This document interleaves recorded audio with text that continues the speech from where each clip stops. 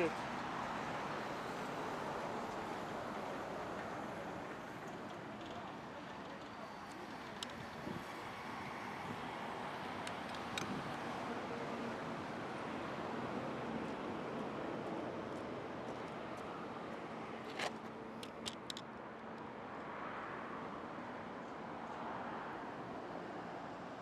My name is Dennis Ochieng, a journalist by training, and I worked at a National Media Group between 2012 to 2014, then moved to Standard Group in 2015, 1st of January, up to 30th of August 2024.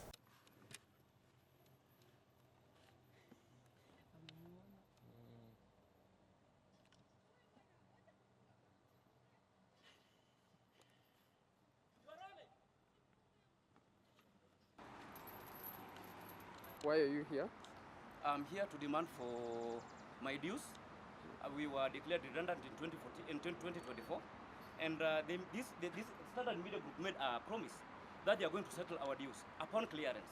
We cleared on 30th of August 2024. These people have been lying to me.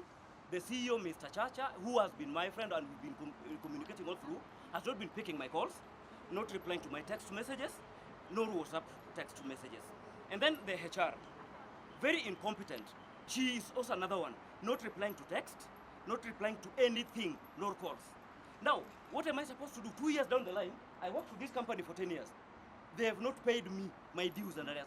They owe me 217,000 shillings at the moment. Kwa majina naitwa Isaac Koka. Nimekuwa kwa shirika za media kwa muda.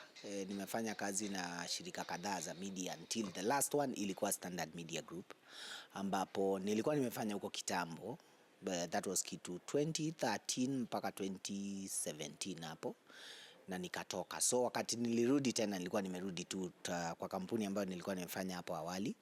So wakati nilirudi kitu 2022.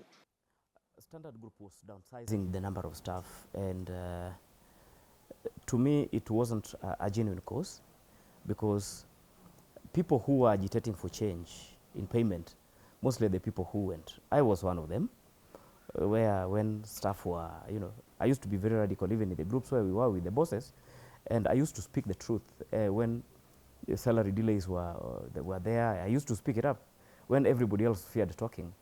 And I'm not a student of blind obedience and fear. So I had to speak it out. And when that time came, I was pointed out to be one of the people who were supposed to go. And I was shown the door without even being told. The big number left. The big number left. Wale watu wamebaki Standard ni mtu ambaye anatumaini tu itakuja kujipa siku moja. Kuna mtu anatumaini itakuja kujipa siku moja, na probably asha establish kabiashara ambako kana msaidia kwa sasa. Kwa hivyo si eti yako kwa 100% ana depend kwa hiyo mshahara. So what used to happen is that this is an organization that deals with communication, but the channels of communication in that organization is the poorest I've ever seen anywhere in my life. These are people who, if there's a problem, they do not tell you anything. Salary delays, nobody apologizes, nobody tells you what's going on. And then, but there's a lot of pressure to deliver. They want you to come to work.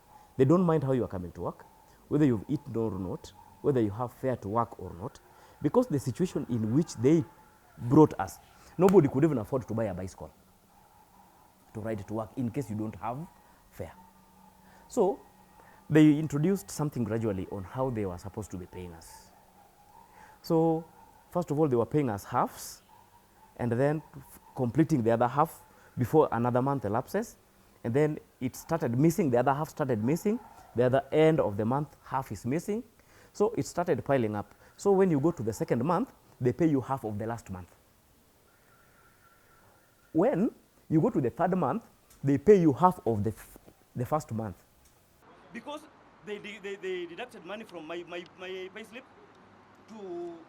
for the SACCO, they never remitted it.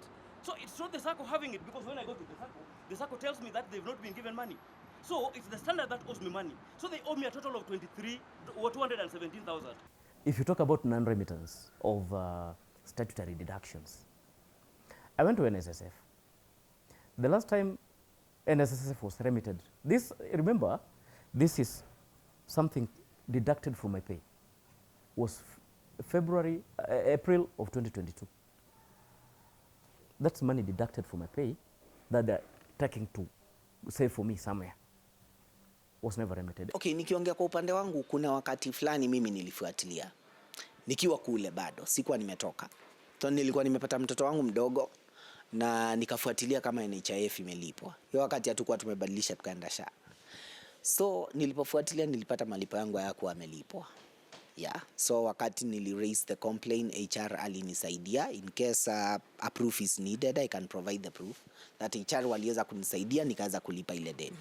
Yeah. But that tells you, kama nisingefuatilia, hiyo pesa ingelipwa. Besides that, there is a loan I took when it was, I was supposed to pay it through my payslip, my monthly payslip and payment in one of the banks. I paid 3 months before, it was in April, and then, yeah, I paid for 3 months. And then I could not pay it anymore because I was declared redundant, and these people were not paying me as they promised. I was at peace when they said how they were going to pay us. But they refused to pay us through the same method they said. So I could not pay this loan, and I did not have a monthly salary that was checking in through that account so that the bank would deduct. And just like that, they had to take me to CRB. Besides that, I went to KRA.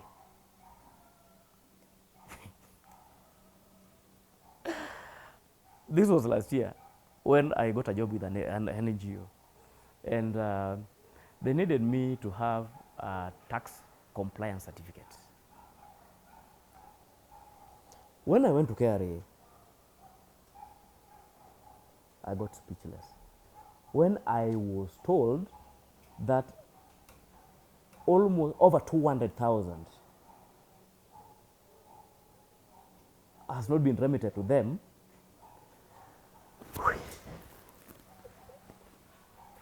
I got tired. I just got tired. And I lost that opportunity to work for that organization because I could not show them that I'm tax compliant. It's a very strict organization that did thorough background check about me, any criminal record, any lawsuit against me in my practice in media for those 10 years, they found none. They talked to all in written, all my references, and everybody who knew me, including the university where I learned. They even checked the serialization of my certificates from Maseno University. They got everything is correct. But one thing, I could not produce tax compliance certificate because of Standard Group. Naweza sema 10% kwa asilimia kama 10 kuna kaukweli hawana pesa. Asilimia 10 tu. Kwa nini niseme asilimia 10? Kwa sababu kuna madeni ambazo zimekuwa zikiaccumulate previously zenye hawajakuwa wakilipa. Yeah, mimi nimesomea mambo na finance, so kidogo naelewa. Kuna vitu kadhaa hawakuwa wamelipa. So unapata kuna kandarasi ambazo wamefanya previously na hawajazisort bado. So zimekuja kuwapata kama pia biashara imeenda chini. Kwa sababu saa hii media business iko a bit down, si kama kitambo. Lakini si eti haipo, bado ipo. Lakini unapata zile mahitaji wako nazo hazikidhiwi na ile pesa ambayo wanapata pale. So 10% kuna ukweli. Why 90% hakuna ukweli? Iko hapa. I think Standard Media Group as one of the biggest TV stations in the country. KTN is one of the biggest stations we have in this country. Na ikosangi advertisements. Yeah, gazeti ya The Standard ni gazeti ambayo ni ya pili kwa ukubwa hapa nchini Kenya. Yeah, gazeti yenyewe inanunuliwa, gazeti yenyewe inakuwa supplied, gazeti yenyewe iko na advertisements ndani ya gazeti. Yeah. Radio Maisha ni radio ambayo ni kubwa sana hapa nchini. It actually is one of the leading national radio stations, wako na Spice ambayo inakuja vizuri sana, wako na Berur ambayo ni local station ambayo inavuma sana nyanda za pande za Rift Valley. Yeah. So si eti hazina biashara. In fact personally nilikuwa commercial department kama vile nimesema, na kuna pressure commercial department ya kudeliver even within this pain. Yes, there is pressure to deliver, and I tell you the truth, vijana pale wana deliver, watu wanajituma, wanatafuta biashara, lakini after kuleta ndo mnaanza kupewa story. According to my honest observation, because I also know people inside there who are still working there, and they are my friends, and they know things happening in that company. Standard does not want to pay us. How come their vehicle are still delivering newspapers every day, and they have newspapers on the streets every day? Do they get all those materials for free? Do they take fuel and buy vehicles for free? How do they pay for the frequencies of the channels? Since we left, there are new writers and new reporters. How did they get in there? So it's not a matter of financial crisis. It's just a matter of these people are, maybe it's a matter, an issue of his management, but being that I'm not in management, I cannot certify that and be sure. One thing I know is that these people at this point in time, they do not want to pay us. They want, you know, there's a period of time that if an organization owes you money and that period elapses, and then I think there's a review that there's something that's supposed to happen. I think 3 years. Could be. They're waiting for 3 years to elapse so that they remain with our money. So when I come here, security officers from 911 are manhandling me when I'm looking for my right.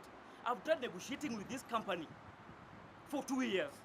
They've never cleared with me. Then, this is the same company that always looks for accountability from entities, from the government, they have hitting headlines every time.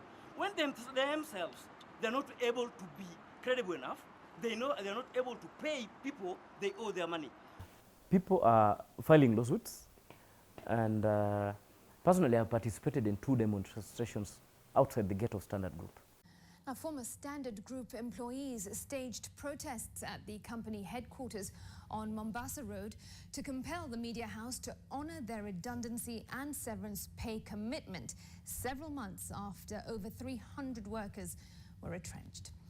Carrying placards, the protesting journalists and other staff demanded payment of salary arrears and the remittance of deductions for SACCO savings, health cover and a pension. The staff made true to their word, as promised last week, to engage in protests that would pressurize the media company to settle outstanding dues. But the demos are yielding very little, because it's also used as a means of wooing some people back.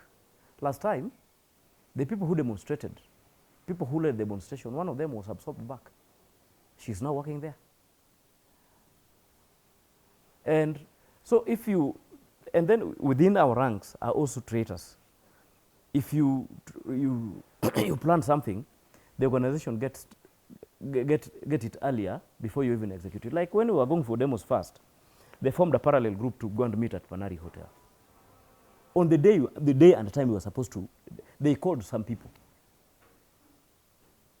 so that they divide us. So these are the tactics they're using. They're trying to divide X staff so that we do not be one. They are trying to use systems of payment that we did not sign for. Tumeorganize maandamano pale, haikuwork. Tumeorganize kuenda pale ile official push, haijaiwork. Wengi wetu wamepelekana kotini, haijaiwork. It used to be said even in the meetings that the government, removed. Government advertising agency took the adverts, the MyGov thing and everything. So revenue streams from the government diminished. And before that happened, they used to say that government owed them some money. It's okay. But the same government paid some money sometime. And we were expecting them to pay us. But they didn't. These people are not honest. They're not truthful. Somebody who tells you he's going to pay you, and then after leaving, with a signed document that you've agreed with. They change the agreement. Then the agreement changed, it's not signed for. They tell you verbally, only if you go to meet them, that, oh, those documents, we've not honored them and we are sorry. Wanasema hivyo, nothing written. So we were thinking of a pyramid scheme where we start from the small money. As the pyramid comes down, it becomes bigger. So we'll pay these ones last. It's good, it's okay. But today, sitoke hapa bila pesa zangu. 217,000 is what Standard Media Group owes me up to now, and I will not relent. What I want is my money. I have no name to keep. There's nothing like shame. Standard Group, being a good company that it used to be, should just do one honorable thing. They should be accountable in a world where they are looking for accountability from others. The people who are at the management level are parents. Some of them are grandfathers. Some of them are grandmothers. They're mature people who are parents. What they should always think is that they should put into their mind, if we were their own children, if their children, ndio wanafanyiwa whatever they're doing to us, would they be happy? So the only thing we are seeking as ex-employees, I'm not interested in going back to work there for my personal reasons, but what I would want to beg them with humility, that they pay the people they declared redundant what they owe them, the people who left voluntarily what they owe them, and the people whoever left for any reason. Mi ningetaka tu kilio tu chetu kisikike. Tutasema haki imetokea kama nitasikia mwenzangu fulani amelipwa. Yeye amemaliziwa sababu alitoka 2023, wewe ulitoka 2024, yeye amemaliziwa. So wewe utafikiwa. Lakini hakuna haki sababu hata wale walitoka mbele yangu pia wao wanalia hakuna kitu wameipata. Yeah. Kwa hivyo hata mimi niko in the same boat ya kufeel hatuna haki. Tuko tu, hakuna mtu mwenye amesotiwa, hakuna mtu mwenye amelipwa. So we feel like we are being left out. Me, today, I'm not living here without my money. It's either they kill me inside here, they go and use that money for my funeral, they give it to my relatives. Otherwise, 2 colleagues have died since I left. Rashid died here last year, December, because of pressure. It was because of high blood pressure. Again, when we were declared redundant, Katana died immediately. Katana died because of high blood pressure. He went blind immediately. They want me also to die like those two people. Before I die, I will die here, so that they do whatever they want here with my body. But I'm not living here without my money. I'm not in any way. Yes. And I have all the time. I will stay here until they pay me my money. I only need 217,000. Nothing much.